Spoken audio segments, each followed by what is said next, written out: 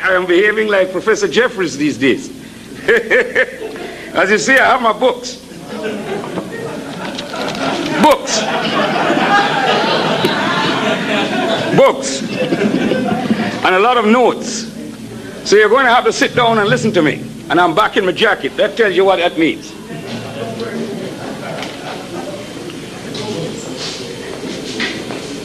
My topic this evening is an extremely serious one. It is serious, made even more serious because it is not ventilated very often. And we in the United States of America are suffering from a lot of mendacity on this subject. Because there are those in this country who have been promulgating consistently in the last 40 years that all our salvation will come from embracing Islam. Our salvation will come from realizing that we are the Asiatic black man. Our salvation will come when we say that Muhammad is the prophet and everybody else is wrong. And that is our original religion. But none of this is true. None of this is true. Christianity is no more our religion than Islam is our religion, than that we are Hebrew Israelites or anything else. The African has always had his own religion, and there's enough scholarship that has been done to tell you some of the great religions that we have, starting in Egypt and Nubia and Kush. We have been the most religious people of the world. But unfortunately, each wave of conquerors that has come in has brought his religion. And this is to be expected, because religion is the opiate of the masses in fact and in truth. With religion, you can turn a religious people into believing that when you lash them, it is something good for them, and that you do it only because you are thinking of their interest. Strange enough, you will justify anything because your mind has been conditioned to believe that is the will of God and that you are submitting to God. My topic this evening is a double-edged topic. It's the Arab invasion of Africa and the Arab slave trade in Africa. But it's essentially about the relationships of Arabs and Africans in Africa. So I will have to start out by dealing first of all with the Africans, who we were and whence we came. Then I will talk about the Arabs, who they are and whence they came. Who are we? Asiatic black man? The work of Leakey, the Leakeys, 1959, in the Olduvai Gorge on the borders of Kenya and Tanzania, where they discovered remains of Homo sapiens. And we have to be careful to distinguish between Homo sapiens and Homo sapiens sapiens, as Brother Sheikh Anta Diop will tell us, because that is our stages in the evolution of man. But Homo sapien is the first man that is erect and has the features of man in the nature of walk and gait. In 1959, research showed that male fossil remains dated from 1,700,000 BC were found in this area, unmistakably African. Further work showed female remains dating from 2 million BC, unmistakably African. These are the earliest remains of Homo sapiens anywhere in the world. You will see conflicting statements written by Europeans or Asiatics, Asians, whatever you want to call them, who will say otherwise. But careful research will show that this is all a lie, and that lies have been told about Africa for so many years, hundreds of years, because people wanted to make the African feel that he had never achieved anything in the history of the world.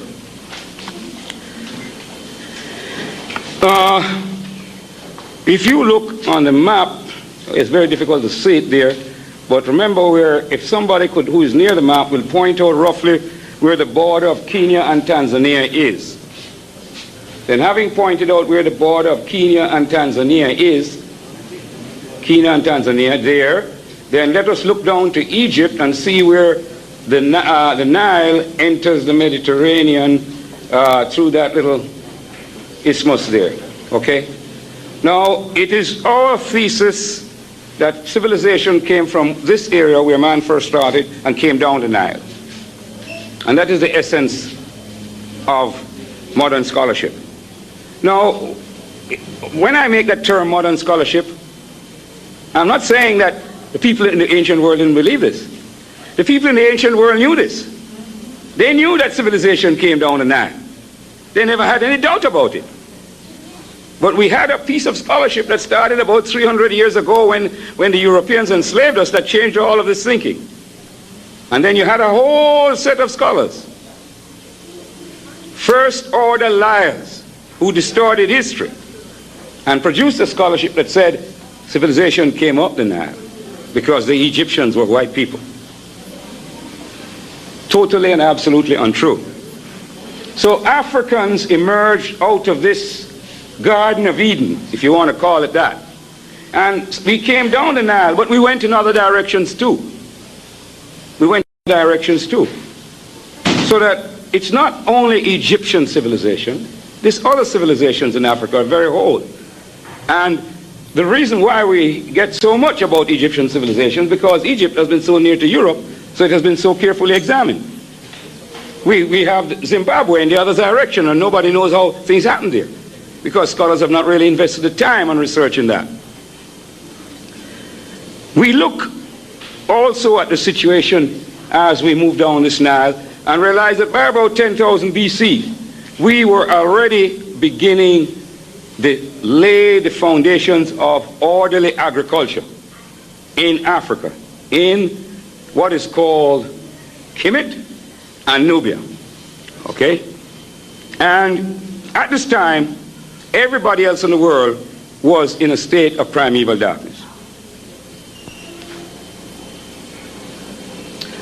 We have, in the concept of Africa, a cutoff along the northern part of Africa where the historians tell us that the people above this line are undeniably white people who belong to a white race.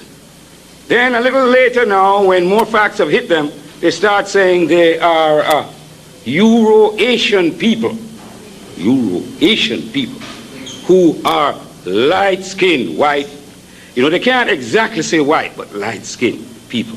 They are, of course, not African. Well, there's a great man who came out of Africa. Perhaps the greatest intellectual of our time. And he wasn't born anywhere in the West. He was born in Senegal. This man was an anthropologist and a historian, a mathematician and a physicist. And I love this man because I'm like this man. See, you see me researching history, but my trade is mathematics, physics, and electronics. See, Cheikh Anta Diop, perhaps the greatest intellectual of our race in the 20th century. And he was able to disprove all these theories. And his great other book, as many of you do know, is Civilization and Barbarism. You know what Cheikh Anta Diop has told us? And if we think about it, it can't be too far wrong, is that these Mediterranean peoples called Berbers and Carthaginians, they were never anywhere in Africa before 1500 BC. But 1500 BC is late developmental chart of Africa. So Africans must have been in all of that Mediterranean, a solid mass of Africans. They're all going into Europe in the time around 2000 BC. As a matter of fact, we do know from history that the Phoenicians, the granddaddies of the Carthaginians, came over into North Africa in 800 BC. Now you wonder why I'm taking so much time about this, because it's a question of whose land? Whose land? Who is the righteous owner of the land? The brother from the PSC speaking about that. And that's why we in the UNINA said, by the way, I'm Marcus Garvey Jr., President General of the Universal Negro Improvement Association and African Communities League of the World. in the direct line of descent from Marcus Garvey, 7th President General, and I'm doing my father's work. And my father's work is a redemption of Africa for the Africans, those at home and those abroad. And that cannot change.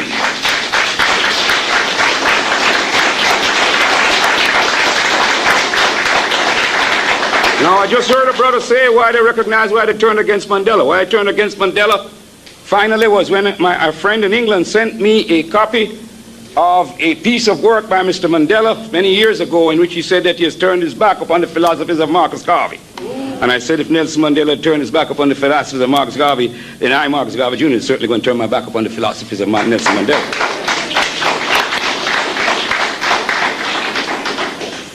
Now, let us have a look.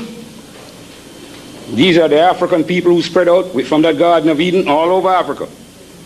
And we can say that there was nobody there in Africa from 2000 BC backwards. They came after.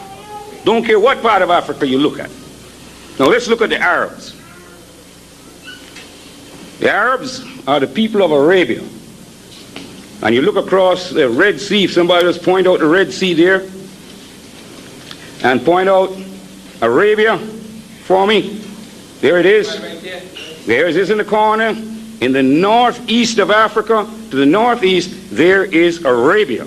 That's where the Arabs come from. Here you talk with Professor Clark, you're talking about a sand people, a nomadic people.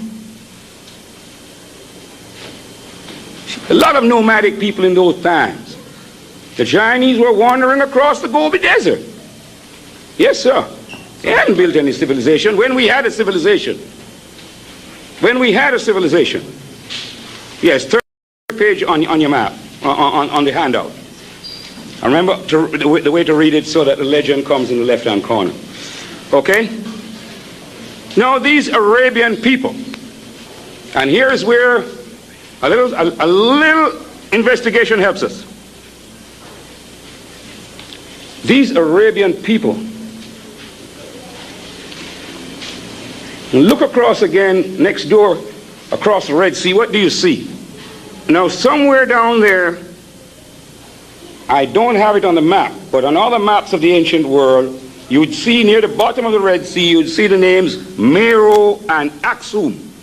And some of you who have listened to lectures by Professor Clark and Dr. Penn will have heard these words about Meroe and Aksum. It's not on that map because it would be on the ancient maps, but it would be in the Sudan. In between the Akbar River and the Blue Nile. See if you can track it out. Go up a little more and a little to the right, and there you'll see Meroe, and a little lower down Aksum.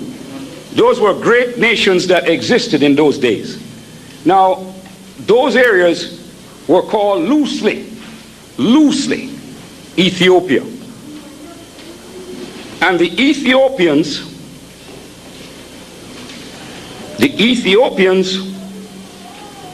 were made excursions into Arabia from early areas, and Arabs came across the Red Sea were brought back across the Red Sea by Africans.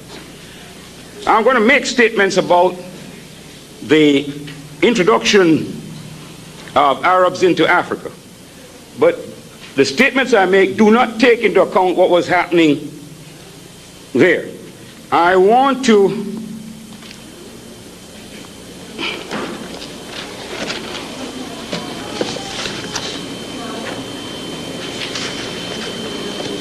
read from the African Origin of Civilization, Myth or Reality this statement. But you have to understand that there was activity across there, battles between Arabs and other Semitic people who were in that Arabian Peninsula, and our people in Meroe, Aksum, in the Ethiopian heartland there. And this was happening a couple hundred years before the main Arab body moved out, because they couldn't move in force across the Red Sea in those days. Moved higher up, and that's the invasion I'll be talking about later on. That's really when the weight of the Arabs came over. But they came, and after that, they kept coming across the Red Sea as they developed their skills. But let me point out something to you which is not pointed out. Page 151 of the African Origin of Civilization, Myth or Reality, Sheikh Anta Diop.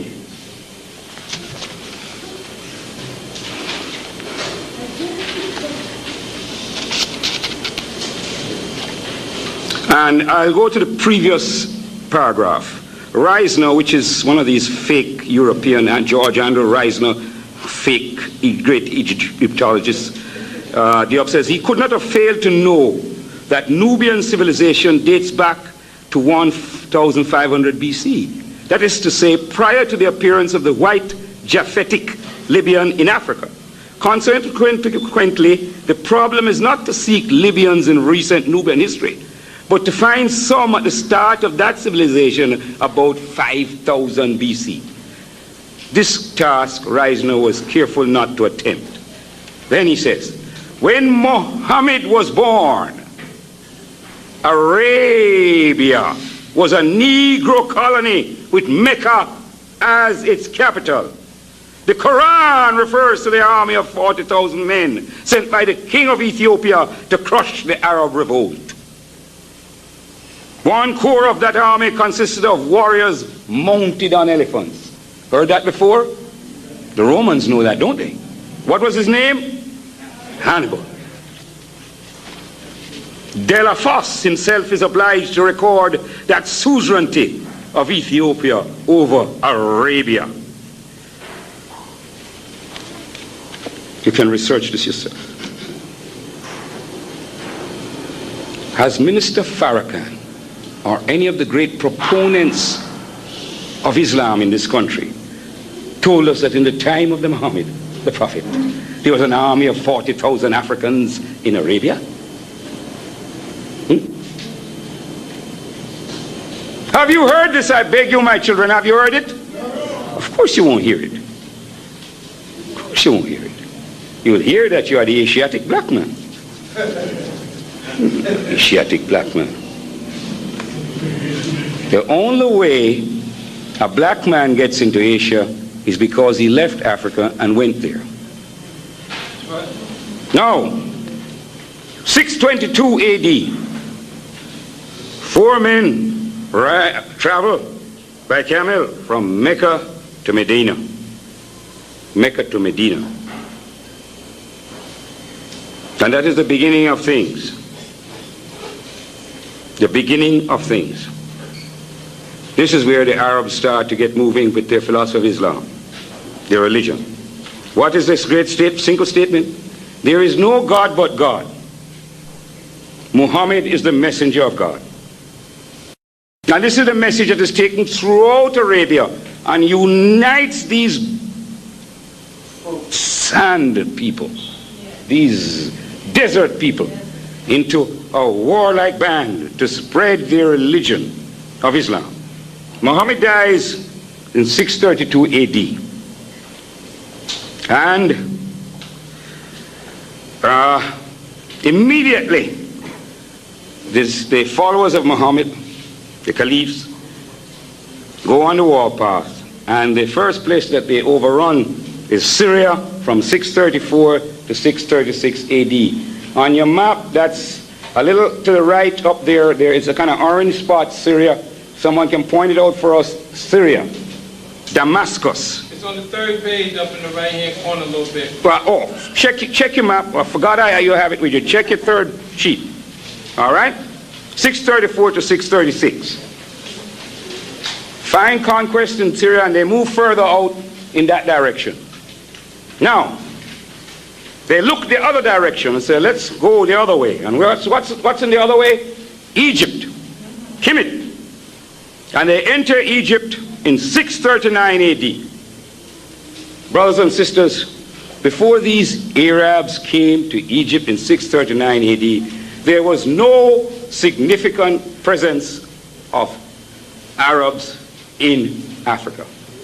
They are not native to Africa. They were native to the Arabian Peninsula. They were a wild nomadic people with no civilization to speak of. No civilization to speak of. At that time, our civilization was, to put it very mildly, certainly over 6,000 years old. It could have been as much as 10,500 years old. Because if you talk about civilization, you talk about a settled agriculture, established towns. Remember, these are Bedouin horsemen. They're roaming all over the place, just moving their tents. That is not civilization. That is nothing. They don't grow their own food. They chop off people in the head and capture food. That is what they were. So how could they be the light of the world? Now, let us go to the very words of Chancellor Williams. For this is an epic time, this entry into, I want to get things right here. Yes.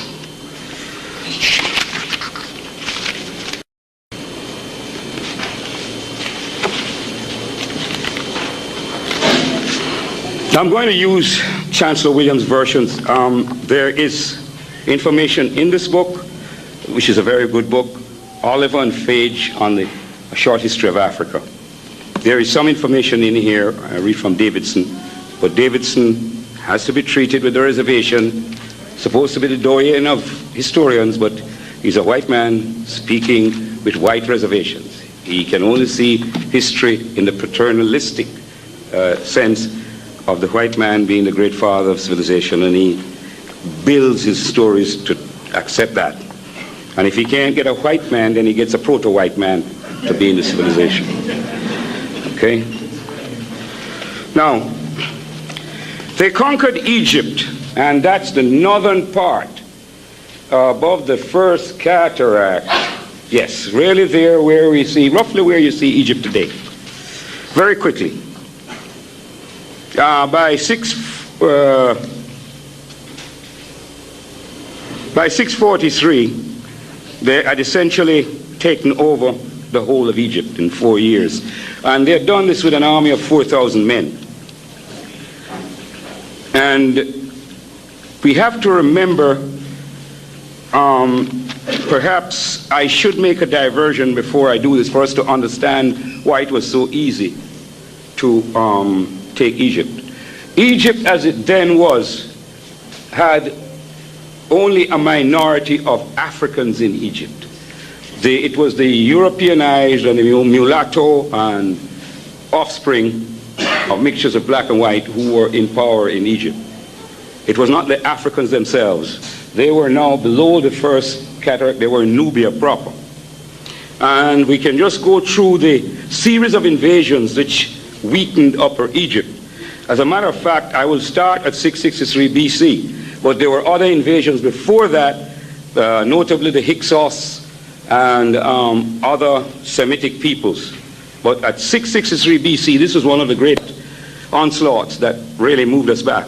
The Assyrians sacked Thebes, 663 BC. The Assyrian came down like the wolf on the fold, and his cohorts were gleaming in purple and gold, and the sheen of his spears were like stars on the sea when the blue wave rolls nightly on deep Galilee. You see, why do I stress the Assyrian invasion?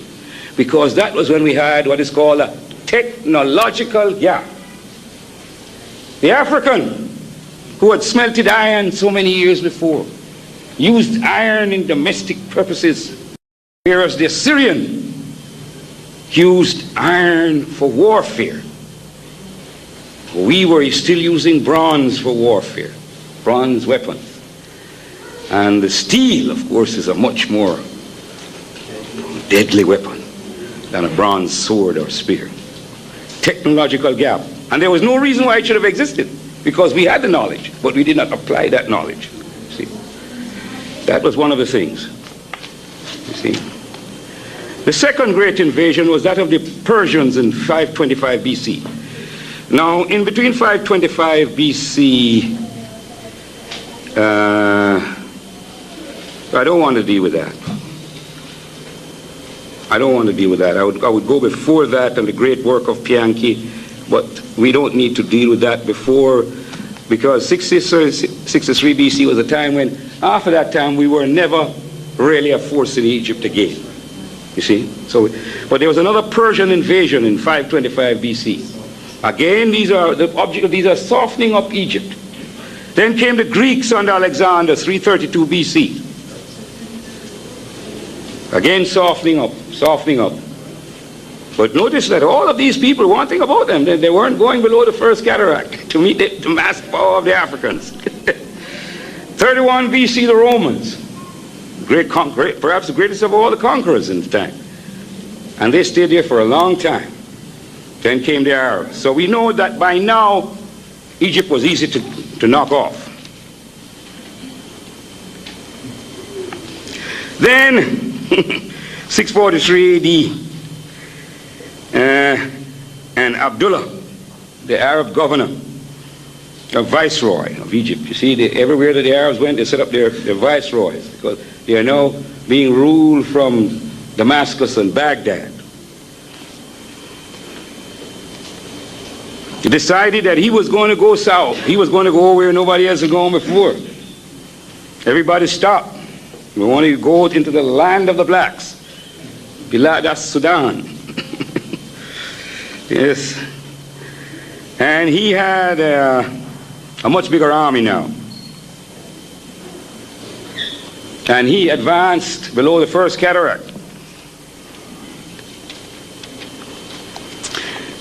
And what happened was something that has happened so again and again in Africa. We moved back and they came in. Moved back and they came in. We didn't engage them frontally. And they said, oh man, these Africans are not as tough as they thought we were. They're running. Well, they were caught into the heartland of Nubia and they were put to the sword. And the agent of destruction was the great phalanxes of African bowmen who shot with deadly accuracy and cut down the Arabs. That was the first defeat of the Arabs after they burst out of their lair in Arabia to terrorize the world. First formal defeat. Now, in reading some books, there was one book which I didn't even bother to bring, because the brother writing about this, I should never have used that word, the Aryan writing about this time said that he feels that it must have been something about the African armies and their bowmen that caused the Arabs to return or retreat.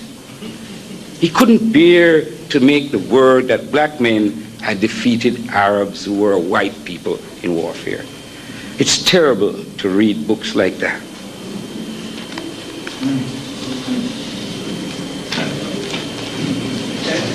This battle is not given in battles in the history of the world. It is not given. If you read the history of the world about the great battles of the world, it's not given. Now, there were over 100,000 Africans fighting on one side, and there were at least that amount, if not more, of Arabs on the other side. But I pause here to remind you of another battle, which is not reported in history. And this is the great battle under Emperor Menelik at Adawa in 1896, when the great Italian army marched into Ethiopia, as it was then called Abyssinia, in the same way. They were drawn into the interior. But now this battle was not fought at bowmen, for the Emperor Menelik had purchased heavy artillery and machine guns from the Prussians and the Swedes, and had been trained proficiently in their use for many years, you see. Because he knew what was coming, because the Italians had been given a protectorate by the Congress of Berlin, that infamous European party where they sliced up Africa and painted the colors of each European nation on it. But to put it short, at Adawa, when they came in between the two mountain ranges, Menelik had them. And the bombardment that ensued with those heavy artillery on the higher mountain ranges, on the machine gun posts at the lower, right into the Italians, over 40,000 were dead at Adawa. That battle is not recorded in history either. I'll give you a third feat recorded in history, but which has been recovered from the annals of the British War Office and the French. Napoleon was defeated by the giants of Haiti with the loss of 100,000 men, the French. And his armies were led by his brother-in-law, Leclerc. This is not documented in history, but has been hidden in the records of the French War Office. The British, the cocky British followed, they said they will conquer Haiti and those arrogant Africans. They suffered the worst defeat the British army had suffered for some 200 years. 100,000 British dead in Haiti. So we must all lift our hats to the great men of Haiti. And remember, history does not record that either. So when we win, history does not talk about it. When we lose, good. Now, after this repulse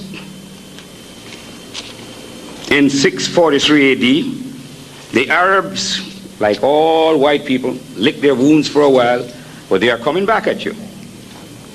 And they came back in 1651 in tremendous numbers. See? In tremendous numbers.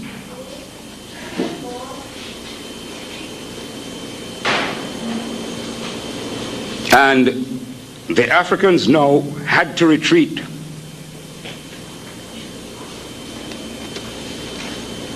And their capital city was attacked and eventually taken. But they did not give up the fight. They came back in more numbers and numbers. And they fought the Arabs to a standstill. And when the Arabs decided they had to retreat, they sued for a peace. And unfortunately, brothers and sisters, we let them have a peace and an arrangement.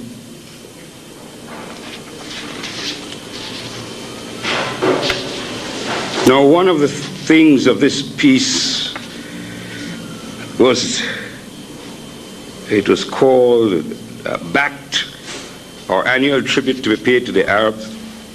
And it's been emphasized that this is terminology, because the Arabs had to pay payments to the Africans. But the unfortunate payment that we elected, our ancestors elected to make, was to deliver 360 slaves near the frontier each year, plus 40 extra slaves as a gift to the Egyptian viceroy. In exchange for this, we got wheat, barley, and wine, far in excess of the value of the slave. But the damage was done. For now, we had legalized the taking of slaves of our people over to Arabia.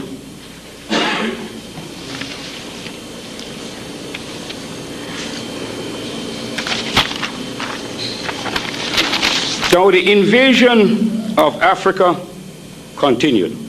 If you look on your map, you'll see a place called Kairouan that the Arabs reached in 670 AD. This was in southern Tunisia. The Arabs were also moving in the opposite direction, as I told you. But let us concentrate on them sweeping across Africa, the north of Africa. They reached Carthage in 695 AD. And soon after, I think by about 705, they were looking right on the Atlantic.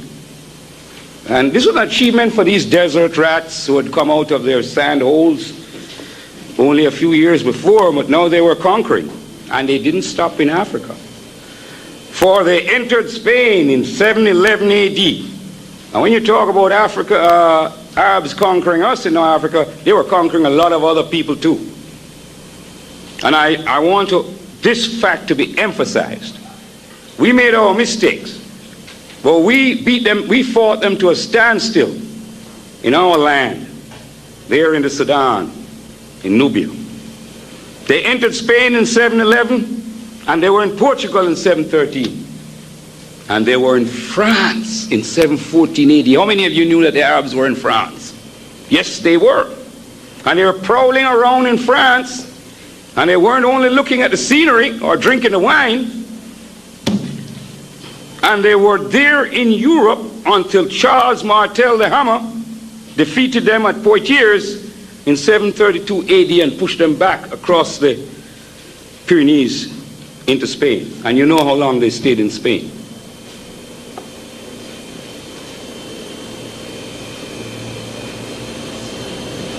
Now, at this time now, the Arabs did control the whole of that pinch up on the north there. You could see the track across that last sheet.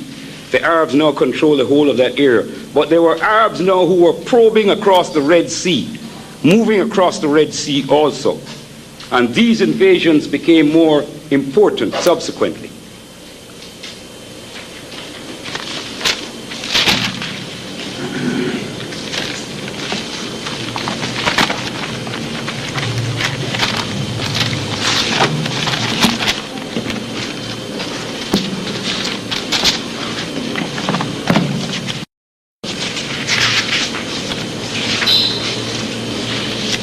Now, what happened during this, after this invasion, was that the pressure of the Arabs continued. And in this process, they were spreading their religion of Islam. And this religion of Islam was now coming across the Sahara, for they're moving across the Sahara, although we still had firm in Nubia. And the two kingdoms that we had in Nubia were Makuria and Alwa.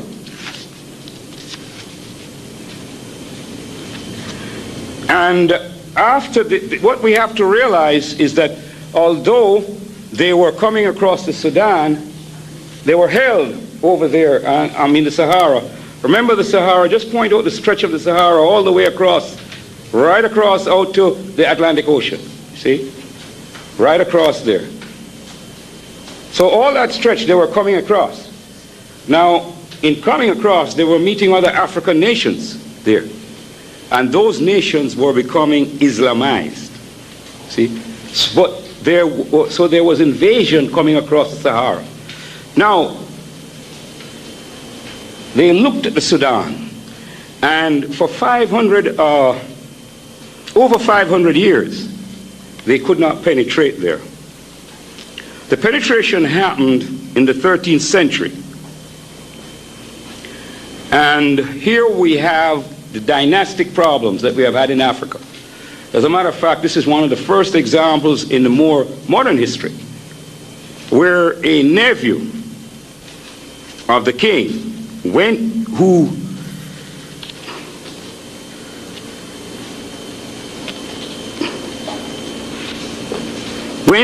to the Sultan in Cairo. If you notice, you'll see Fostat.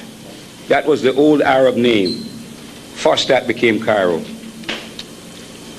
And that's why Fostat is on that old map.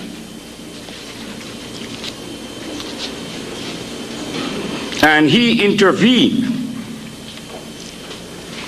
So this nephew of the king wanted the throne for himself. He can't wait to be a king. So he goes to the Isham, says, crown me king and I will rule for you. Well, eventually he did. Because of this, there's a division in the land among those who follow him and not. Well, when he became king and the other king was overthrown, what do you think the Arabs? Now the Arabs put their demands to him. And he was not strong enough to resist them, and they wiped him out. But there was still Alwa. Still Alwa. And that nation down in the Sudan remained until the 16th century, when the mass forces of the Arabs striking from different directions overran them. So from the time that the Arabs came into Africa in 639, they did not secure the whole of the Sudan until 900 years later. And it shows that our ancestors were incredible warriors to hold out against the whole pressure of the Muslim, because remember that these people overran all the way into Turkey. They went up into Turkey. Show them up in the Caucasus they were up there. Look on that map and show the directions that those Arabs were taking their march. I mean, we just have recently looking at Yugoslavia. Oh, look at those white Muslims there. Because the Arabs came there and that made them Muslims. So we are looking at recent history. We see the effect of that drive of the Arabs. So the Arabs are an invading, thieving people, and an Arab, an Englishman, a white American, a Frenchman, a German, they're all the same breed. Yeah. Thieving, slave trading people. If any of you have Arab names, you can change them and get yourself some real African names. I mean, and don't say, wow, Marcus, why do you keep this Irish name of Garvey? It's because my father distinguished it so much, I can't change it.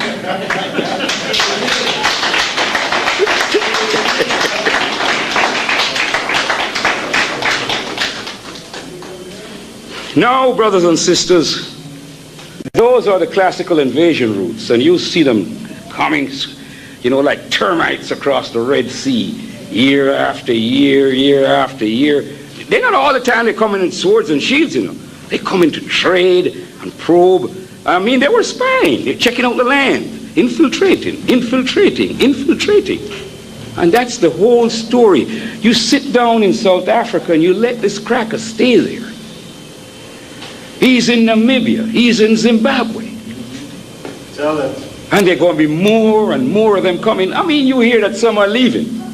For every one that leaves, there's going to be 3 that come in. Remember where we are. Where are we? 400 years ago, who was here making a powwow right here in Newark? We quick, forsake. Yes. Yes, the red man. The American. The American. You go on the reservation and tell him that you're the American. He'll tell you something. He's still here, but he's on the reservation. Do we want to be on the reservations in Africa? Do we want to be on the reservations in the Caribbean?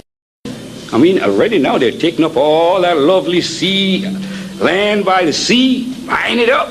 Americans, Canadians, Germans, British, French. They don't mind having villas beside each other. They just speak a little different language, but they're all buddy boys. That's something we have to learn. White people may have a quarrel among themselves, but when they see you in the distance, they come together like this. Woo.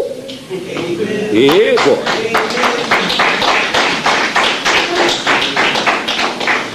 That's why a Russian can come all the way from Russia here, and an apartment is found for him in Brooklyn.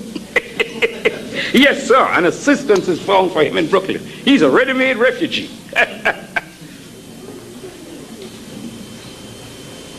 But if you're a black man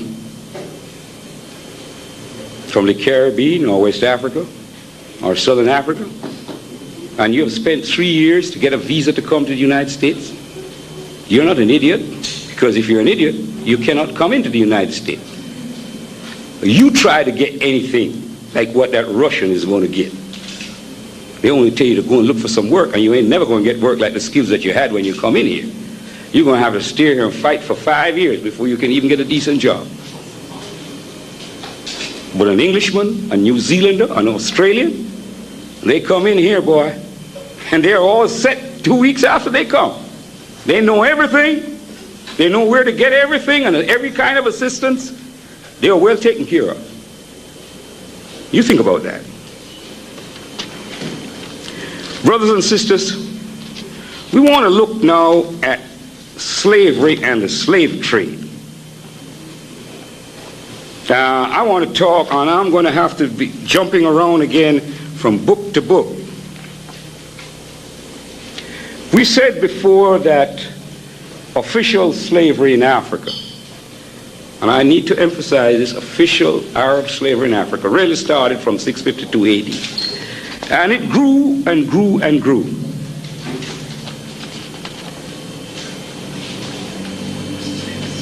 And I want to make this statement so for your own records.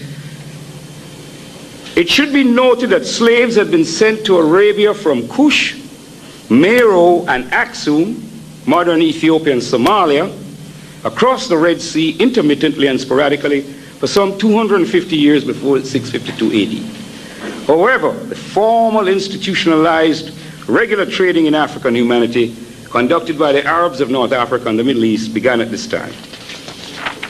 Okay? Now let's look at the Eastern trading patterns. The slave trade had three routes. First, across the Sahara to North Africa. And North African countries of Morocco, Algeria, Libya is the big one, and Egypt. So if you look at the top part, you're going right across there. They cross the Sahara. And immediately I want to tell you that crossing the Sahara in those days was no mean feat. You're looking from the takeoff point where the slaves were captured, and you're looking at the top of Nigeria, go down now, yes, the coast, the back coast there, further up the coast, more inland, right, across there. You see, you look across that pull across there, you're looking at 600, 700 miles in those caravans, across that sand. Shackled. I know you see the dense pack for the Middle Passage, but the conditions in those Arab caravans, they were no fun. And to move across that desert of 600 miles, you're looking at a journey of 1.5 months. Yes, sir, 45 days in that heat. And all you have to have is a miscalculation in your water supply and you die of thirst. Now, in this book, one of these books here, I was making a study, and there was a caravan. And this was not in the early days of slavery. This was something in the 17th century, where a caravan arrived in the north, and 1,000 African slaves had perished from thirst in crossing over the Sahara. Yes, my brothers and sisters, as much as you hear about the Middle Passage, going across the Sahara was a terrible thing. Bound with the little children crying by their mothers. The neck collar, the leg brace, across that sand, that burning heat. The trading process consists of the capture by force of the Africans in the interior. We want to emphasize that the overwhelming majority of slaves were obtained by warfare or kidnapping. Now, there were African tribes who were selling Africans, but the only way they got Africans were to attack and seize them. Ain't nobody walking into slavery of his own free will, man, woman, or child. So it's warfare and kidnapping. Don't tell anybody tell you that getting slaves was a benign adventure and that people were better off in slavery than they were otherwise. I mean, I think you all have read these little fairy stories in the white man's books. Now, the march of the captives to the coast or Saharan border town. And some of these border towns are famous to this day. Walata, the Jen, and I think you may not be able to catch it on that map, Timbuktu and Kano in northern Nigeria. These were the great slave towns where the huge pens of slaves were kept. You see, a caravan didn't cross the Sahara every day. If you're looking at the Atlantic now, a ship didn't take off from Goree Island every day. So you're penned there in these forts or stockades in these great towns across the Sahara in the case of the Arab slave trade. And what do you think of the conditions there? Nice? You keep them in the slave pens until the caravans arrive. Then they travel across the Sahara or across the Red Sea, and the other trip pathway was the Indian Ocean.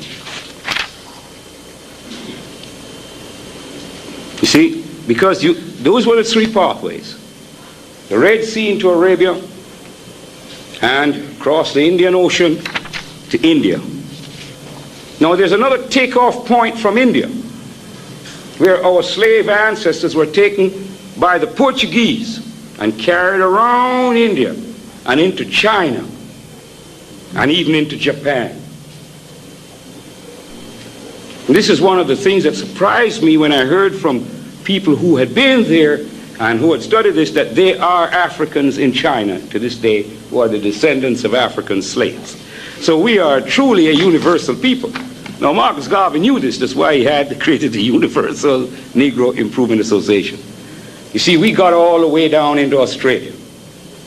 In the New Guinea, you see our people down there. We are a very traveled people. So we didn't only travel as slaves, but we traveled as freedmen up and all over the place going on down. We have spread our race. Why? Because we were the first people on earth, period. Second, we were the first civilized people on earth. And that's two great firsts. Now, the Arab slave trader brought his African merchandise to a broker in a large town who put them up for sale in the slave market. Now, among the many brokers that were there in the Arab world, there were some brokers who don't like to be remembered now in the United States of America. These were the Jewish brokers who were in all the great towns such as Damascus and Baghdad. Yes. Yes, sir. What a lot of trouble Professor Jeffries got into. And all he talked about was the old Jew over there in Newport, Rhode Island. But what about the Jews of Amsterdam? The Jews of Lisbon? The Jews of Cadiz? The Jews of Toulouse and Marseille? The Jews of Bristol, the great slave port of England, Bristol. Because that's where the great voyages were planned. Who had the money to put those ships on the sea to send them out for 3 months and to take that route over to Africa and back again? Who had the money to finance these huge caravans to go and fetch slaves across? Who were the great merchants of the Middle East? Who were the great merchants of Europe? Answer me, brothers and sisters, who were they? Jews! So how the hell they weren't in the slave trade? They never cared about how they turned an honest dollar. And we have... Well, from their point of view, it's an honest dollar, although they are lamenting the fact now and denying it. Now, slaves, after you bought their slaves from the broker, they were used in domestic service as servants. And here's what the Arabs did that not even the deadly Europeans did to us, except when they were real mad. They made us eunuchs. Eunuchs. So I heard somebody say, what? A eunuch means that they castrated the African black man. And these were there to guard the harems of the wealthy and the powerful. And we were also used as soldiers to fight for the Arabs. Don't look so strange. You were used as soldiers right here in the United States of America by a man called Honest Abe Lincoln. And he used you when he needed you. Fight. But we have always fought for other people. Fought to build other empires.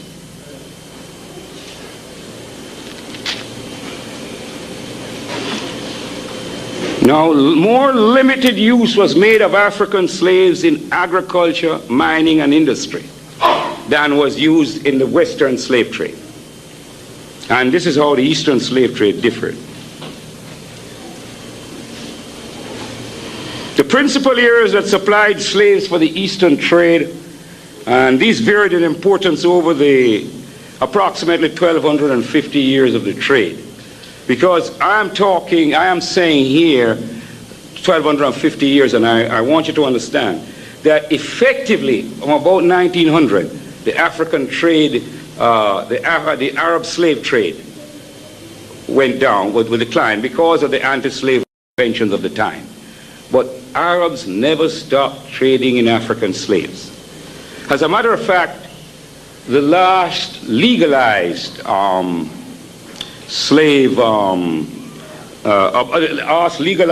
abolition of slavery, and I'm saying legalized because I'm using the word advisedly, was in Mauritania, and this was in 1980, as late as 1980. So up to 1980, it was legal by the laws of Mauritania for Arabs to have Africans as slaves. Now, I am credibly informed, and my visit to Africa, as there last year in Egypt, that slavery is still being carried on, where young blacks who go on the Hajj never return from the Hajj. They are enslaved in Saudi Arabia and transported to other parts of the Arab world still as slaves. So the Arab will not give up his fiendish ways, his love of Africans' flesh for his own purposes. Now, the regions from where the slaves came from were the coastlands of, remember now I'm talking about the Arab slave trade, were the coastlands of Kenya and Tanzania. Kenya and Tanzania, look where they were there. The coast of Somalia, higher up, yes, where the U.S. forces are now. Abyssinia, which is modern Ethiopia. Nubia, and the area between the Niger and the Atlantic coast. That's over on the other side. You see, the area between the Niger and the Atlantic coast, and a wide, huge area around Lake Chad, which is a little higher up to the right. Lake Chad, yes. And of course there you have the movement straight across the Sahara into Morocco and Tunisia and Algeria.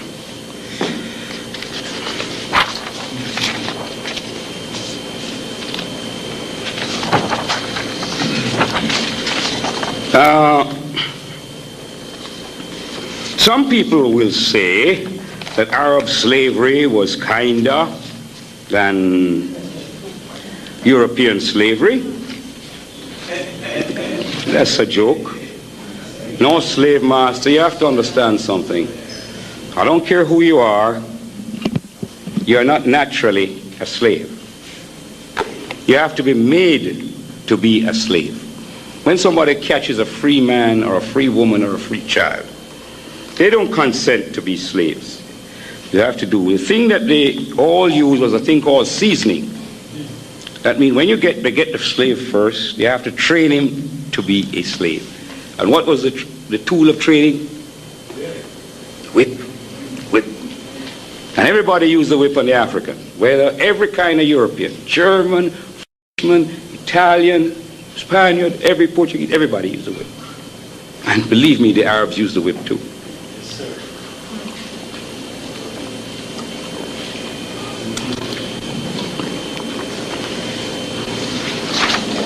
Now, the cruelty of the Arabs is very well known. You see, they used to castrate you. Well, you know. Now they castrate you just without you doing anything. Now imagine when you did something to really make them mad. See?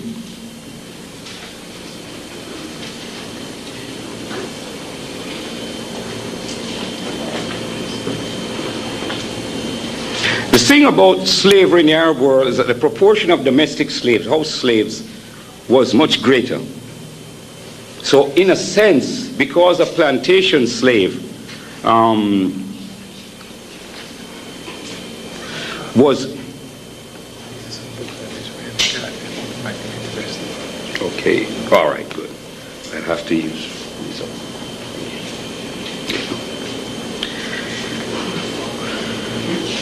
Domestic slavery, you don't have to use, once a slave has been broken, you don't have to use the whip, like in plantation slavery. You see, in plantation slavery, you're trying to make a man and a woman work 12 to 14 hours a day, 6 and perhaps 7 days a week. Now, you need special stimuli to make people work like that. It ain't normal. It ain't normal.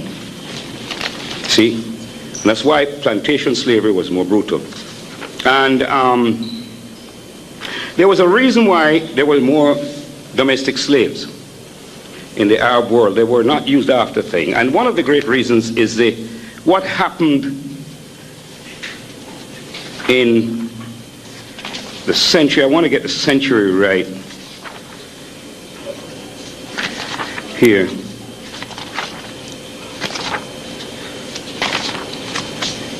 Okay. It's the 9th century. That means century that has the 800s in it.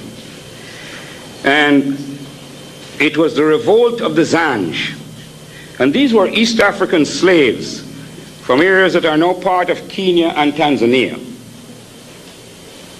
And these were used by these Zanj were used by the Arabs in the 9th century to drain the salt marshes at the mouth of the Tigris and the Euphrates. Now, you may not, I don't think you're going to be able to see it on that map, but the Tigris and the Euphrates are up there going through Iraq and Syria there, the Tigris and the Euphrates. Yes, up there. Now the salt marsh is there. That's a tremendous job. And around Basra, if you remember the last little rumble that they had over there in Iraq, that they were fighting around Basra, and I said, that's where our people stood up against the Arabs 1,000 years before. We didn't know. You had black Americans over there, African Americans in Basra, and they didn't know that it was a land of glory for our race.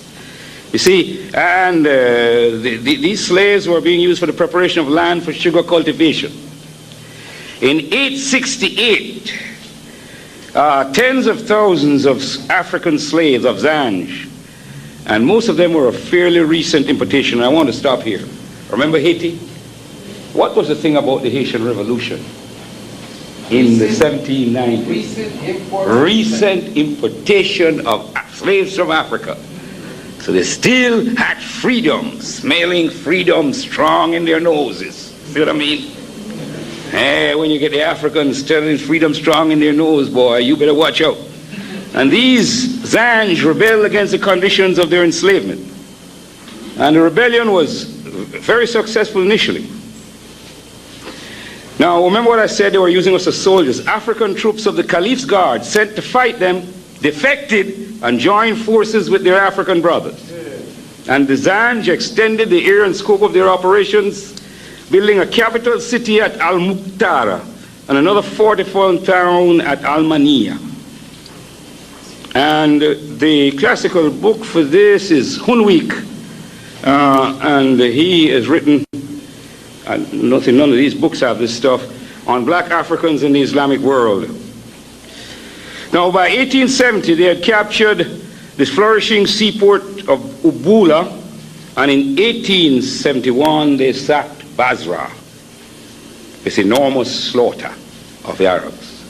Now, Basra is on the border of Iraq, pretty close to Kuwait. By 1878, the major city of Wazit had been captured, and the Zanj forces were raiding within 17 miles of Baghdad, the heart of the great Arab Empire.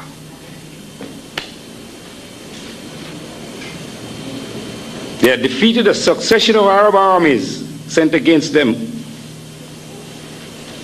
So the Arabs now had to come back from all their possessions all over the Arab Empire to defend Baghdad.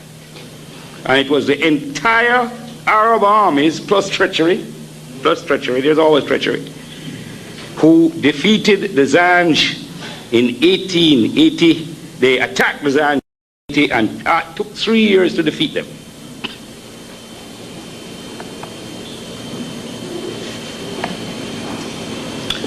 After those tremendous battles, which almost caused the overthrow of the whole Arab empire, the Arabs never used Africans in plantation slavery again.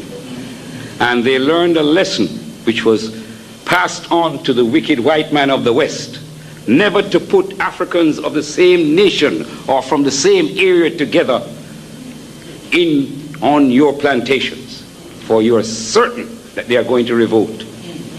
And that is what happened to us and why we had such difficulty in the United States and also in the Caribbean and South America, because they divided us up. In fact, the Portuguese made this mistake most of all, and that's why there were so many very powerful slave revolts in Brazil until they studied their history and corrected it.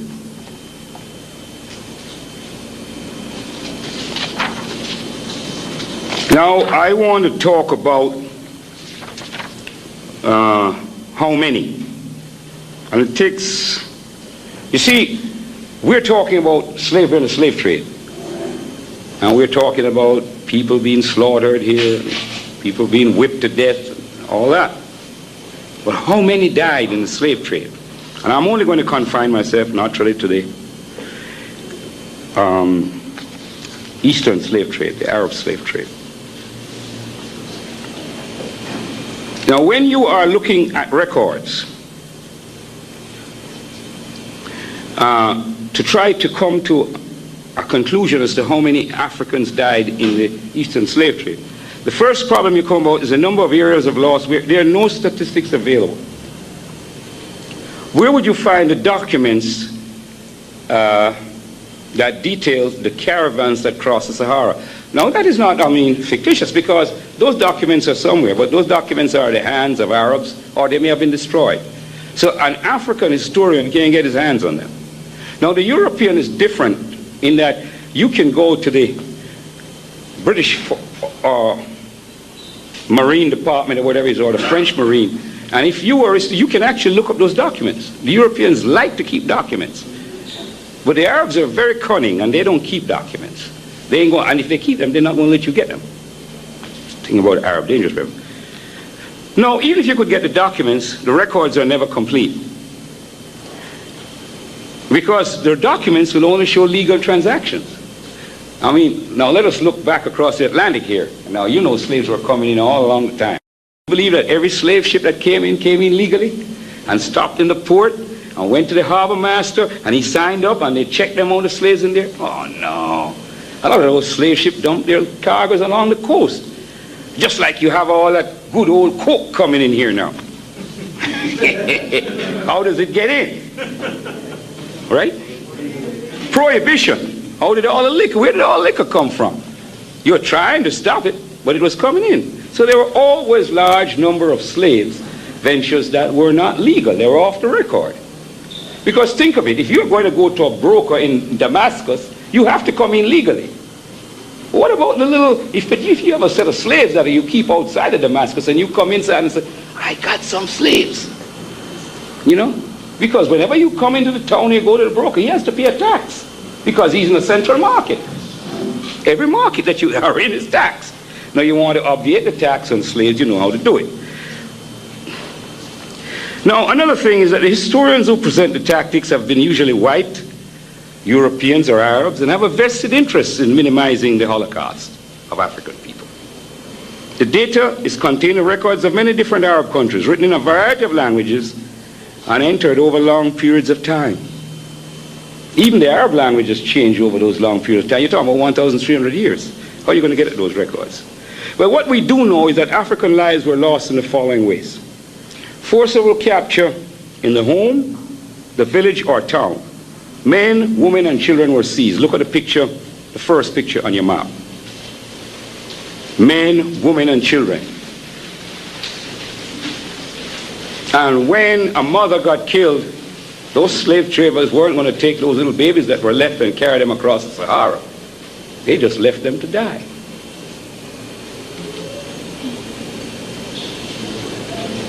In the process of captures, mothers and fathers were separated from their children, the children perished. Slaves, as we said, were taken because of, as a result of wars. The march across to the Saharan border town. If you're captured in Africa, remember you have to go to this Saharan border town, somewhere across that Sahara, where you're put in those slave pens, and that's the first distance you have to travel. And that distance could be easily 100 miles or 150 miles through bush, dense vegetation. Now, in the slave pens, there you were waiting for the caravan. And the conditions were generally not very good. If you're penning cattle, and slaves, although slaves were very important, but you don't take care of them like you take care of your family. Then there was a journey across the Sahara, the Red Sea, or the Indian Ocean. And all of these, now here are people who have never been on a ship, if the case they're going across the Red Sea. It could be, you say, well, it's a short trip. If you're going across the Indian Ocean, it's a long trip. See, but you're going across the Sahara, that's another long trip. So you lose a lot of lives. Slaves were literally worked and beaten to death on the plantations. Well, we have to admit that there was not a large amount of plantation slavery in the Arab slave trade, and we have given the reasons why. They changed their tune after the 9th century. But before that, they were using Africans very liberally. In order to calculate the number of African lives that were lost in the Holocaust, in the Arab Holocaust, we have to work from the number of slaves that were transported across the Sahara, the Red Sea, and the Indian Ocean. And the figure that I worked from was given by the Nigerian historian Inikori in the journal Tariq, which is the journal of the Nigerian Historical Society. And he came up with a figure of 10 million slaves exported from Africa during the 1250 years of the Eastern slave trade. Well, if you divide the numbers out, that figure comes out rather low. And after revision, I think that, you see, the average figure is 8,000 slaves per year. But there were periods in the Arab slave trade where the figures were way, way, way over that. You see? And if you, 8,000 was nothing. You see, so we have to believe that this figure is a little low. And it's much more difficult to get accurate figures on the Arab slave trade as compared to transatlantic slave trade. Not to say that any of these figures are very accurate. So I use a figure of 15 million as my base figure. Now what we can assume with great force is that for every slave, and this is, I think, is a very conservative estimate, for every slave that you land in Damascus or Baghdad or in Goa in India, you see, or in Cairo or in Tripoli, all of those border towns across the Mediterranean, remember they had to cross that Sahara, for every successfully landed there, which is what the figure talks about. They only talk about the slaves that come over. 2 slaves were lost for every one that was landed. And anybody will tell you that that is a very conservative estimate. Right. So right away, you're looking at 30 million. See?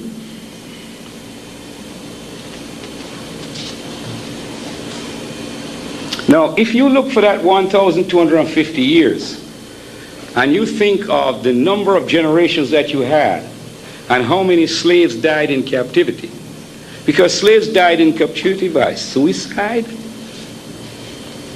because they were simply beaten to death. The kind of work that they did was hazardous, because slaves were used in mining in the Arab world. Although they took them off the plantations, they used them in mining because they had better physical control over them in the mines. That was hazardous work. See?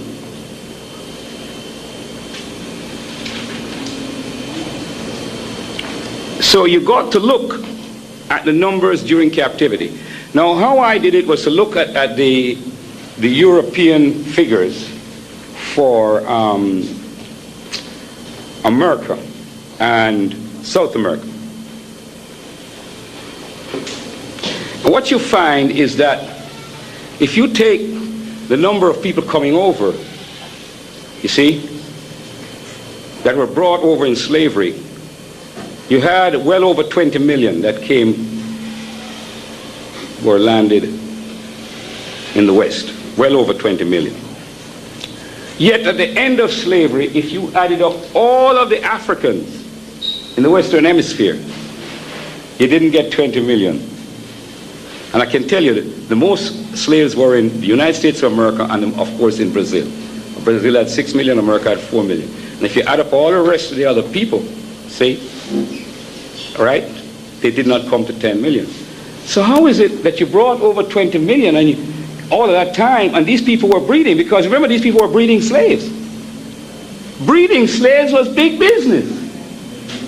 The answer is that you were beating them, working them to death. Then you get the statistic that the average life of an young African stud slave on the plantations was 8 years. So, we say that if you take that total that we had, then at least that amount of people must have died over that 1250 years. So if we're looking at 15 million, right? We're saying that another 15 million died because you harassed them, beat them to death over all the generations that you had for 1,250 years. So now you're going to 45 million. Now what is the percentage that died crossing the Sahara or the Red Sea or the Indian Ocean? Remember I told you about the case where a caravan came and 1,500 died from thirst. Well, I was nice and kind and I said, if we're looking at 15 million, right? I'm saying that 20% mortality rate on the caravans. This is a better rate than was on the ships, because you know that on the ships coming across where the conditions were more hazardous, we will admit, it was as high as 25 and 30% mortality rate on those slave ships. Even the crew had a mortality rate of around 18-20%. The crew and their conditions were superior to the dense packed Africans on board those slave ships. So that's another 3 million. So we're looking at a grand total for the Eastern slave trade of about 48 million. 48 million in the Arab slave trade. And this is the minimum. It could be very much higher than that. But for 1,250, and we can't stop at the 1,250 here because they're still enslaving us. Still enslaving us. And as far as I know, they could be still castrating us too.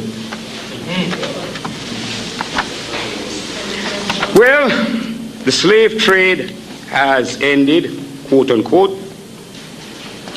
And we have to ask the answer, why?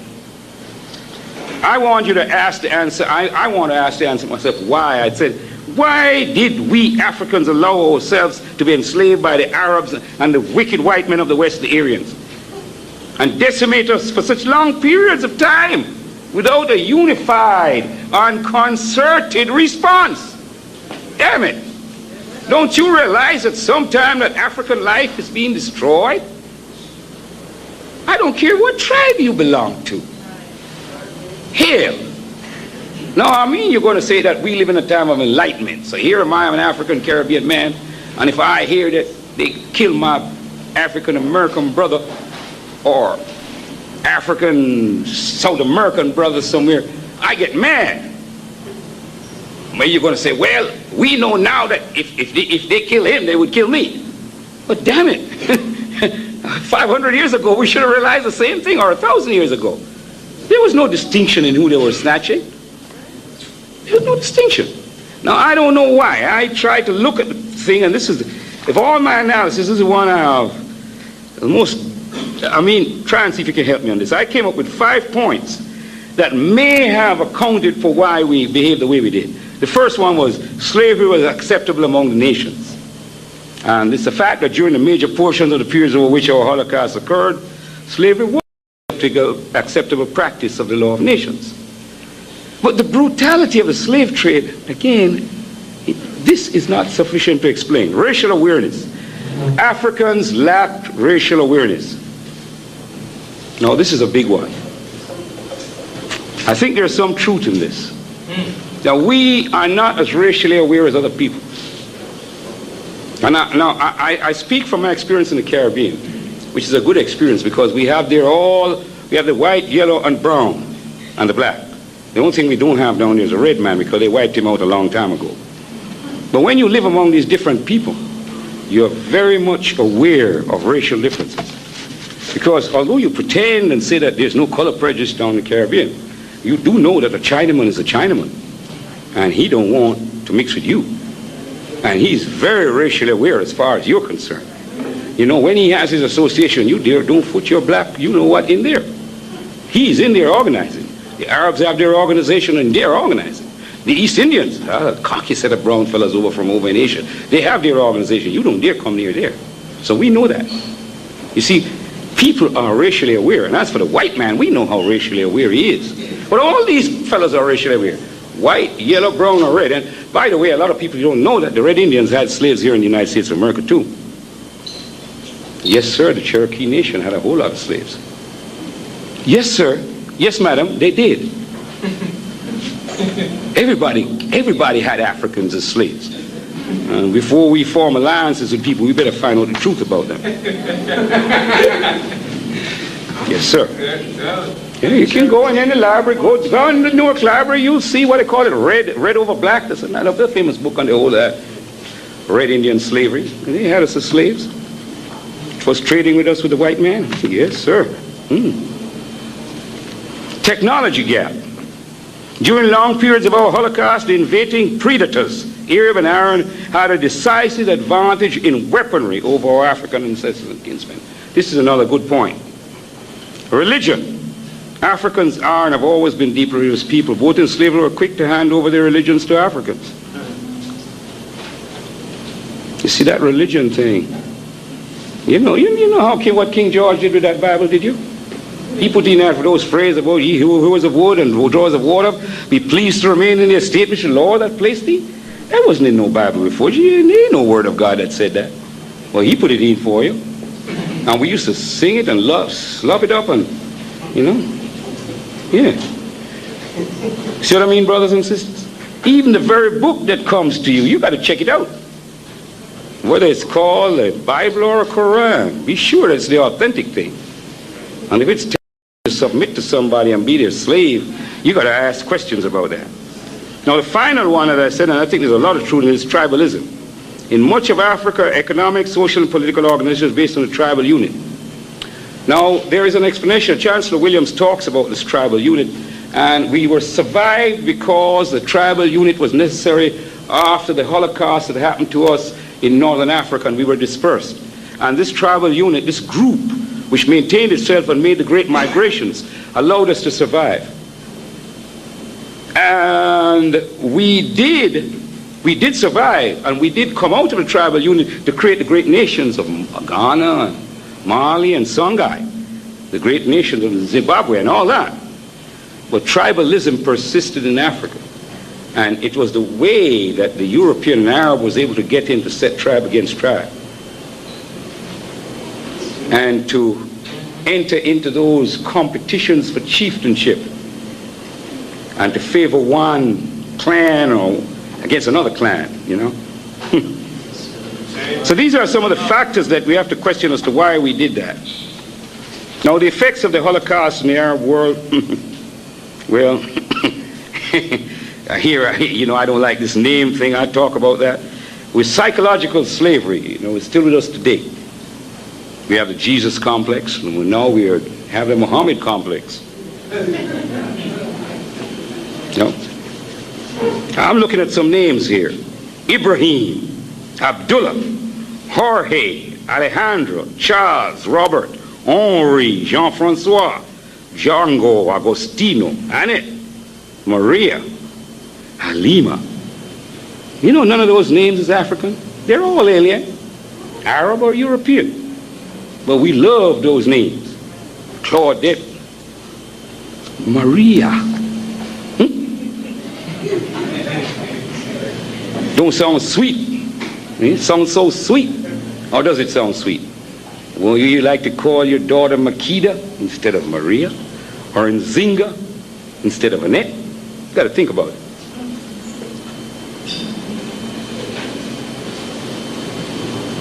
Now, one thing that we know psychologically, I know you're getting a little restless now, but I ain't finished with you yet. I'm going to get you here and put this into your head so you come out of here with something in that you never heard before. The African tradition and value system. The African tradition and value system. That's one of the things we have lost because of enslavement and this great diaspora. These high moral standards have been debased in many areas of the diaspora, and even the mother of Africa, by association with Aryans and Arabs, two races which are notoriously prone to homosexuality and lesbianism. Oh, you didn't know I was coming with that? I'm never going to let you go without that. The practice of lesbianism derives its name from the Greek Mediterranean island of Lesbos. The subtle, steady infusion of homosexual values and ideals from the surrounding alien culture into African communities of diaspora is a menace that must be recognized, attacked, and eradicated. Now, the rape and spoliation of African womanhood by the white man, Arab and European, during the periods of our enslavement, have created a wide assortment of color and phenotype in the diaspora. Now, you know I like to talk about the Caribbean, you know, because we come over here and we say we're such bad dudes and everything is all right down below there, but it ain't all right at all. Because if it's so all right, why is it that we don't have power throughout the Caribbean? Why can't we invite our African brothers and sisters to come down and enjoy the Caribbean with us?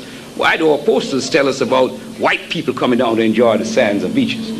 And we got 35 million beautiful black people up here who should be down there with us, taking over every square inch of the place, right?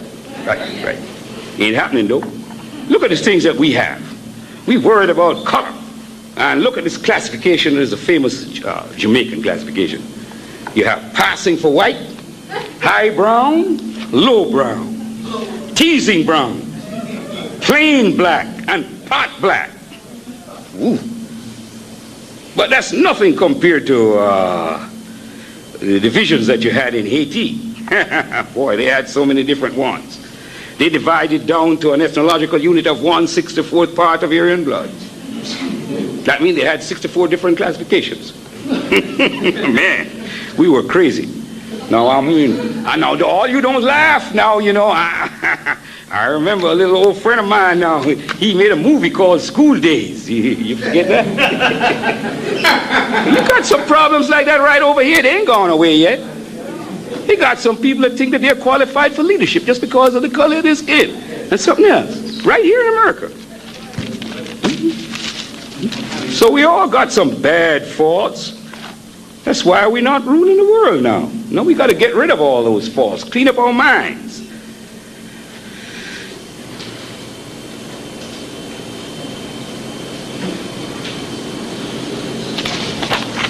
I'll leave some of this for when I finish this book I'm writing.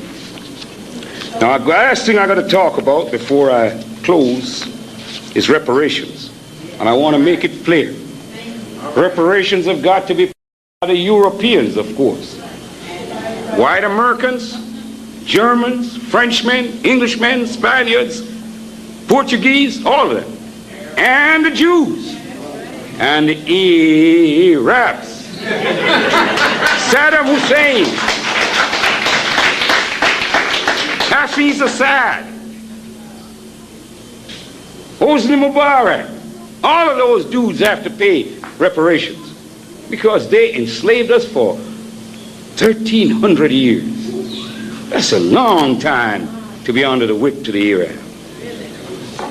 Now, what are the reasons for reparations? We demand reparations for the following reasons. One, the murder, mutilation, and torture of our ancestors and kinsmen during our enslavement. Two, the wages which were not paid to our ancestors and kinsmen during the periods of chattel slavery. The pain, suffering, and mental cruelty to which our ancestors and kinsmen were subjected. The possessions and property which were lost to us when we were forcibly removed from our homeland of Africa. The loss of our freedom during slavery. That's 5 reasons for reparations, and I'm certain we could find more. Now, in 1989, when I first wrote this little paper, which I've been quoting so liberally from, I did a calculation on the reparations that were owed to the Africans of the Caribbean. Now, it was easier to do because I had a baseline to work from. What I used was the amount of money that was given to the white planters of the Caribbean in 1834 to compensate them for the slaves. And that was 30 million British pounds, which was 120 million US dollars. And how did I start my calculation? I said, well, there were 16 generations of slaves up to the time of 1834. And I worked that out roughly. So this is a general technique for working out. And I'm saying, therefore, that if I have 120 million for the worth of this generation, and there were 16 generations of slaves during slavery, then when you work that figure out, you have $1,920,000,000.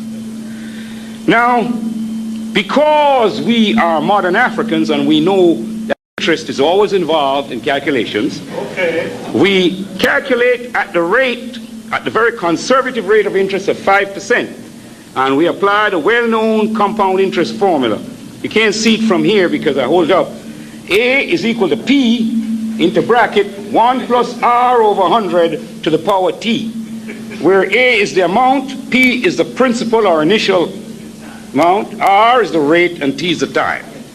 Now when you apply that formula for the period, you get your P is the 1,920,000,000, your R is 5%, and your time was from 1834 to 1989. It's 155 years. Now when you work out that amount, you come to this awesome figure. Let me just count the amount of zeros, and then you have 9 zeros, and in front of that you have 3,694,900. I don't know how to describe that. Okay, let me give it to you. It's 3.695 to the power countries of the Caribbean. I mean, I talk again of Jamaica because I'm very familiar with there, but of every dollar that is raised in taxation in Jamaica, more than 50 cents of that dollar goes to service the external debt owed to the International Monetary Fund and the World Bank. The latest figures that I had for Africa show that the total debt of the 30-something countries in sub-Saharan Africa is in excess, and this figure was from about 1986, was in excess of $310 billion. It's much greater now. So you see that the load that we are carrying can be relieved by reparations. Now people talk about the passage of time. I don't agree. The passage of time cannot affect the validity of our claims for reparations. No statute of limitations can run against monumental and massive genocide. The records of the Holy Bible are a direct guide for us at this time. From the book of Numbers, chapter 14, verse 18, the Lord is long-suffering of great mercy, forgiving iniquity and transgression, and by no means clearing the guilty, visiting the iniquity of the fathers upon the children unto the third and fourth generation. We have to away with us the third and fourth generation of our enslavers, since the institution of slavery was ended in the period 1834 to 1900. Bill Clinton and Al Gore, listen to our cry for reparations. In conclusion, I say, no race of people can disregard their history. They do so at their very peril. But the African, above all others, has a special lesson to learn from the history of our enslavement and degradation. We must say more than any other people, never again, never, never, never again. God and history will judge the Arab white man of the East and the man of the West. But it is for us, the Africans of the diaspora, to prefer the bill of indictment. Brothers and sisters, I thank you, and I hope that the little words I've given you today make a lot of sense to you and will make you ponder for some time to come. Yes, sir.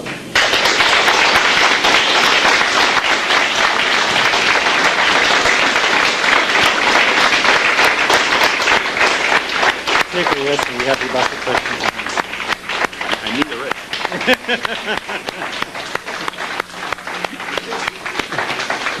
Sisters and brothers, before you move, before you do anything, I know Sister Juanita will harm me, and Sister Imani would harm me if I don't.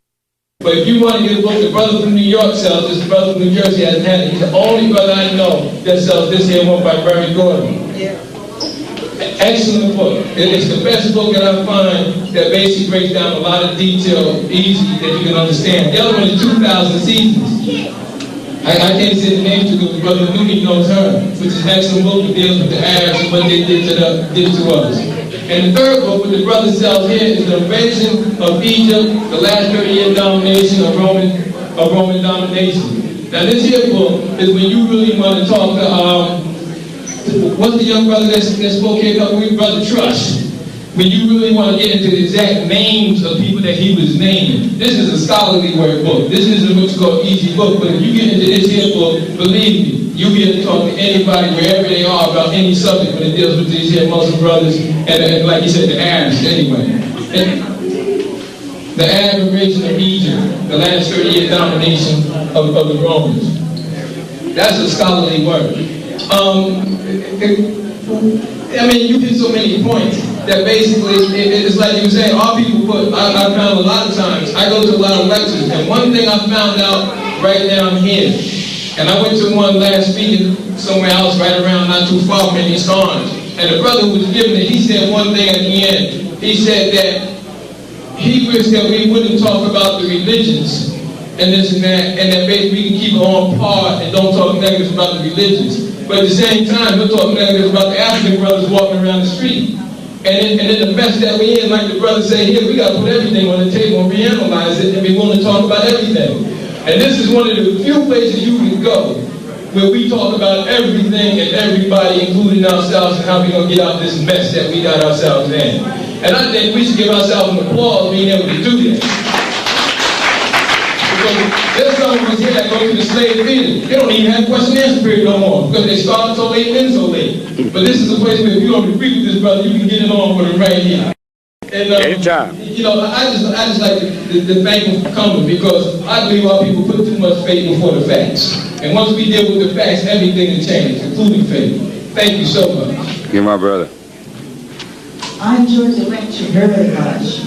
And I wanted to ask you, what are the governments in Northern Africa of Libya, Algeria, Egypt, Mauritania, Tunisia, Morocco, Arabia, what are they doing to stop the African slave trade, and what has the OAU been doing? I don't think I am not aware of anything that the OAU is doing as a body to stop this slave trading.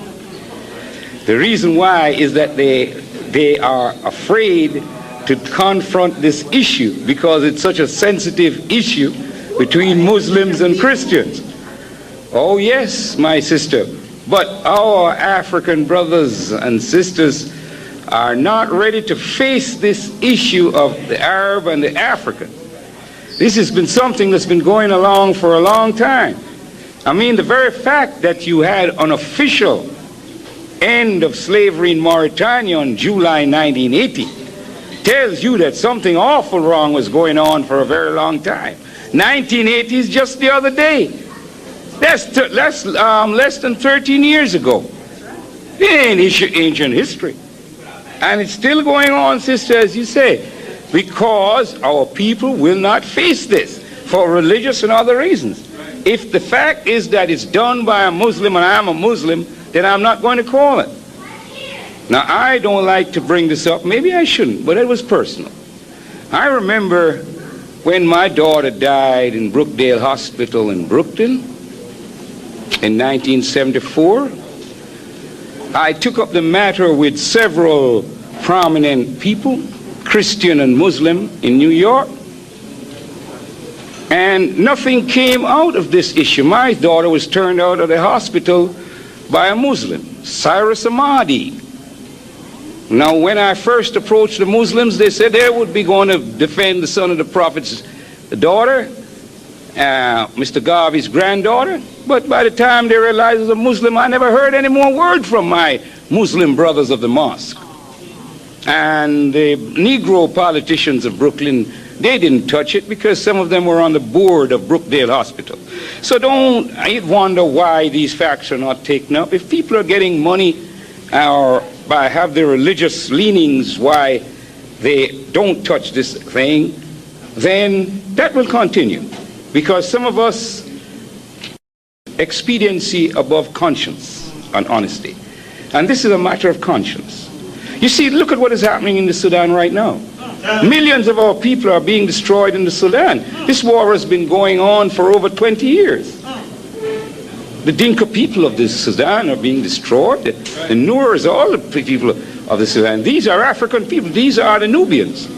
And it's the Arabs of the north of the Sudan, or the Sudan and of Egypt who are doing this. And they are being aided and abetted by weapons that they are acquiring from their Arab associates, Gaddafi and all of those fellows. So don't ask why they wouldn't interfere in slavery. They are killing our people. Gaddafi has been interfering in Chad and Niger and other areas. He's pushing south. And that's why I've tried to show the people in South Africa that if you have the Arabs pushing from the north coming down south, and the white man pouring into the south, you're asking for destruction of the race. The first thing we have to do is clean up the pus and cancer in the south and get them all out. Yeah, but we don't want to fight on two fronts, sister. Nobody wins a war where you fight on two fronts and first deal with the devil in the south, then we come and we march north, then we go into the holy city of Jerusalem and bring the Arab over and spank his behind right in front of the Wailing Gate. Amen. Before you do anything further, we will bring a brother from the Sudan here early next month. Yeah, I'd like to hear that. Prepare. I'll send you the information. Brother from the Sudan, because originally we were doing two programs, your program and his program back to back. But because we were getting Zach Kondo at the time, we slipped in Zach Kondo. Okay? So there will be a brother from the Sudan coming here next month. And that point, I think we reached a stage now where we should be giving direct assistance to our brothers in the Sudan. Yes, sir. It is a very serious situation there. There is no reason why so many of us Africans outside should not be involved in this great struggle that's going on. Because this is the ultimate struggle of Northern Africa. I mean, what is occurring in the Sudan? It is the descendants of Kemet who are there in the Sudan who are being murdered by the Arabs. I just want to say that I enjoyed your speech, it was very enlightening, and I just want to make a statement as to something one of the brothers said a few minutes ago about we should do business with each other. Now, I live in Newark, and about last month, when they was building the mosque in South Orange Avenue near Burgerfield, come out the Muslim town. And I passed by there every day. They had a bunch of looking like Arab or white people, or Chinese, and somebody building their mosque. You saw what this? I have never seen anything so disgraceful in my life. I'm not teaching hatred, but the people who enslaved us, killed black men when they got old, they couldn't do no more work in the Middle East, and the Muslims supposed we love black people, we want to help black people. But you pass by their mosque last month, sir, in this city, they had a bunch of white looking people doing their work. They couldn't find one black man to do the work after the black people built this whole country on slave labor. I want to say one more thing. And these people are sick people. Then they come and tell you to buy their paper, but they don't contribute to black people. And they call themselves Asiatic black men, like you say. I'm an African black man. I don't care what nobody say. Don't come to my face like no Asiatic black man. Not that I hate other people. I'm an African black man. And also, the Muslim women from that mosque. If you looked at the paper a couple of months ago, they was demonstrating Muslim black people in America. This show about black Negroes. They was demonstrating talking about what the Russians are doing to the Bosnian women over there. What they're trying to say, they don't understand that's the ancestors coming up, rebellion now, that's our payback. And you would never go to that mosque and get, and that whole mosque on South Florida Avenue, and I can see it because I'm not afraid to see it. You could get 10 women or 10 men out of that mosque to demonstrate if something was happening to a natural black person that didn't go to that mosque. You could get 10 out of that mosque. Now, and also, anytime somebody has sold their birthright and say that their religion or their destiny or their pyramids and Mecca, you got to be crazy. How can somebody say, my home base is Mecca? My home base is Africa. I think that these people should be held accountable for saying such craziness. Because how can my home be Mecca? I mean, I'm not trying to hate the Arab, but I mean, I don't have a love for it at the same time. But what I'm trying to say, they go hugging the Arab and kissing the Arab, and the Arab be flying up at these schools. They don't want to be part of it. How do you expect that your slave master, anybody that ever enslaved you, gonna turn around in 1993 and love you? They are completely insane and they're going crazy. That's all I gotta say. Thank you, my brother.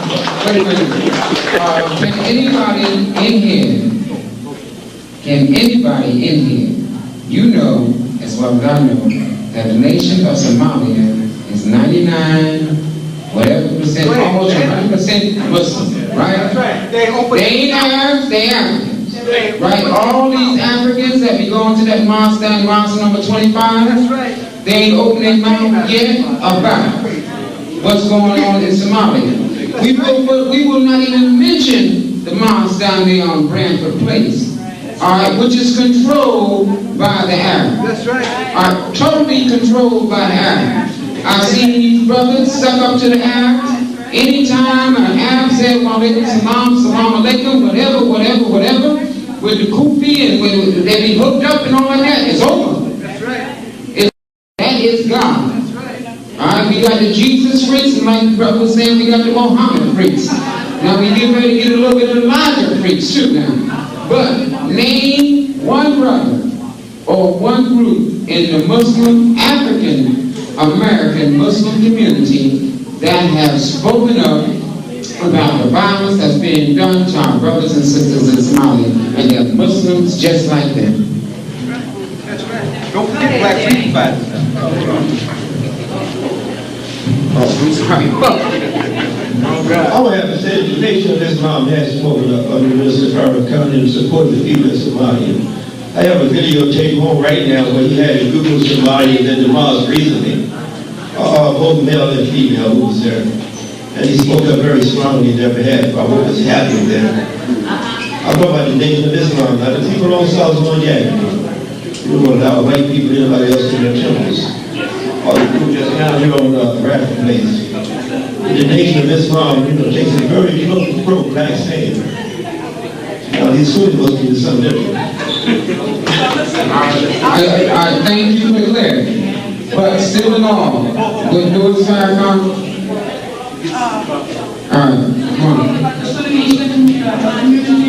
Brother, they have not done anything to my knowledge to claim their own heritage as African.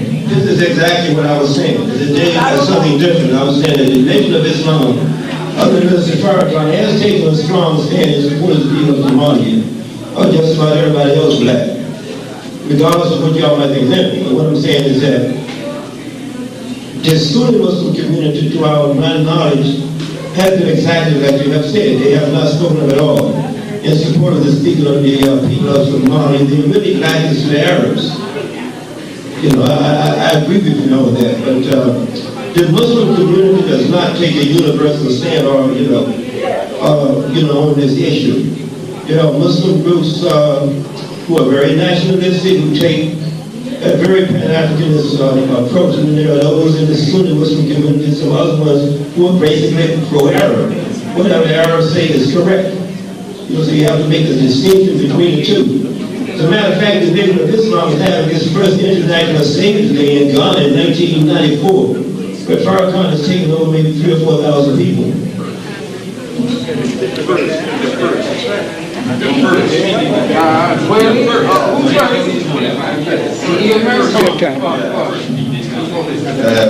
My brother, I just have a quick question. As an organizer, I know you had to deal with that institution, that is the church. Then how do you approach, a situation like that, whereby people are sectarian in their thinking and the like? Because at the same time, we need them in the liberation movement to fight, for their, self-determination. What then is the realistic approach? Because there is that antagonism. But we need to go beyond it. Well, we follow the teachings of Marcus Garvey. He's very clear on this. He says, let no religious scruples divide us. So in the UNI and ACL, we have no formal religious affiliation. Now, I know you will say that we had the African Orthodox Church, but the reason for the African Orthodox Church was that we need to have the emphasis on the black God. You see, if you have a black God, then you have a black Allah, and you have a black Jehovah. These problems don't arise. You see, the first thing is for you to accept that your God is black like you. The white man can have a white God, the yellow man can have a yellow God. The brown man has brown God, but we as Africans must have one God, the God of Africa, who made us in his own image and likeness. And that is the problem, that's the way we have to approach it. We should not attack religions, and we in the UNIA do not attack religions, but we point out the error and falsity of overzealous religious thought, which makes a man into less than a man, because he's guided as the same way as a donkey or a horse is guided by someone who has an intellect and is using reasoning to put him along a path without even flogging his behind. And that is what religion is doing. It is putting you along a path without even applying force to you. You are submitting. And therefore we say, you cannot submit. You must think logically and say, is my God colorless? And if God is colorless, then how can he be a God for you? I mean, if you accept that God made you in his own image and likeness, and I don't know anybody who says no to that, then what is your image and likeness? Your God, if you're black, then your God has got to be black. And once you accept the blackness of God, you see, this is the eighth and final concept of Garvey's. Marcus Garvey laid down 8 building blocks for us, and I'll just give you them again. African identity, African pride, African self-reliance, African economic power, African unity in the national international sense, a great central nation in Africa. Apply science and technology to the work of African nation building and African racial reconstruction. And the final and eighth concept is, our God is black, we must have an African image of the Godhead. And that's it. For those 8 principles, you don't have any problem organizing or thinking. But you have to state them clearly to the people, and the people will understand. And if you look at religion now, you'll see that black liberation theology is taking hold all over the place. That's why all these people are on the defensive. And that's why so much Arab money is being spent in America to convert the 35 million potentially very strong nation of America towards the Muslim way of life.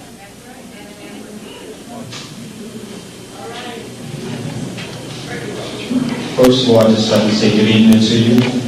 It was a pleasure hearing you speak.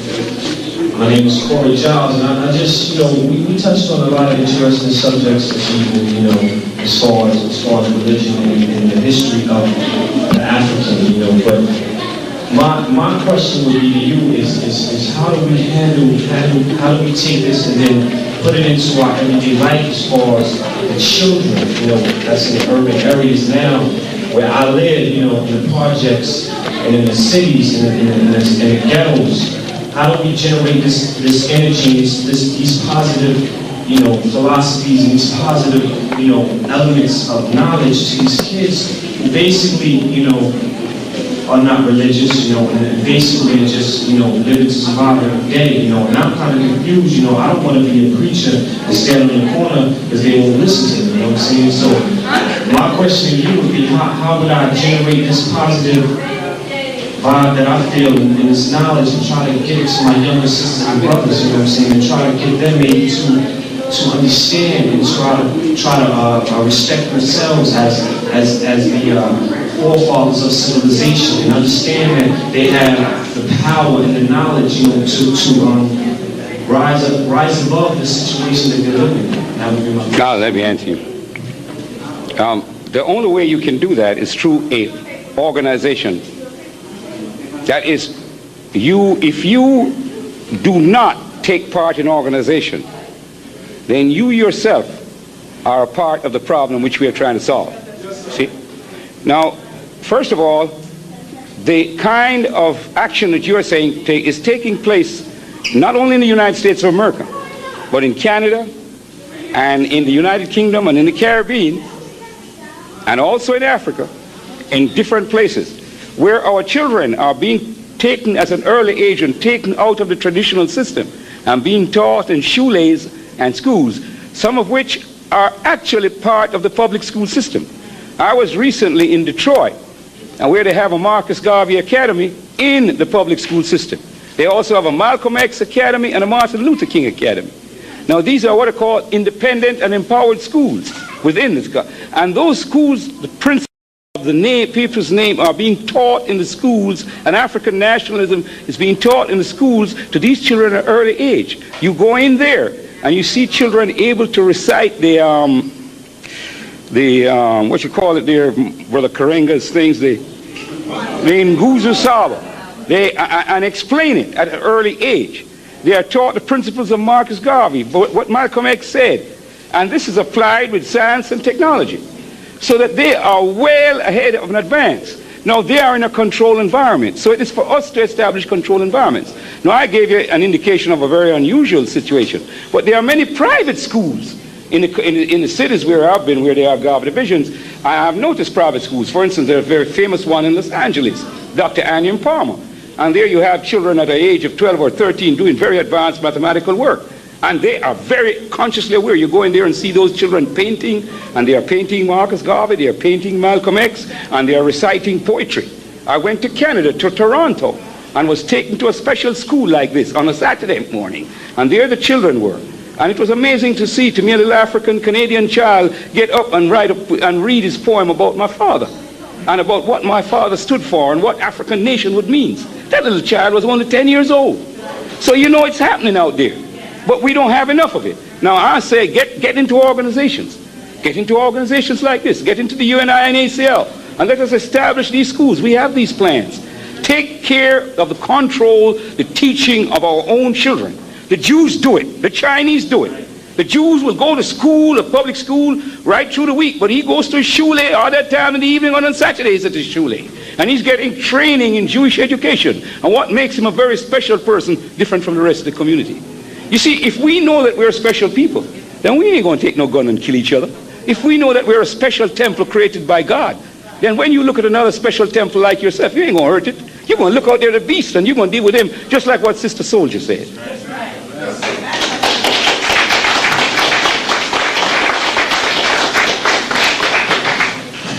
Okay, my question that I have for you is this.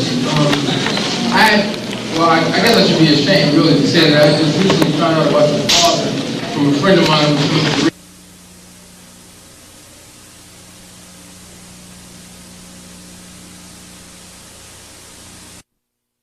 Africans are intelligent people. Nobody has to force us to accept something.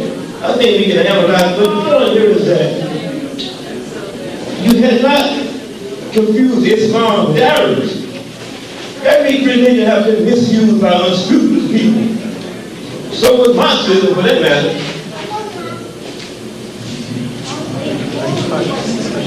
I just want to know, was Christianity or did we just accept it? Oh, Hold on. This is an open forum, so sometimes we're going to be stepping on it. Some people, psychological parents.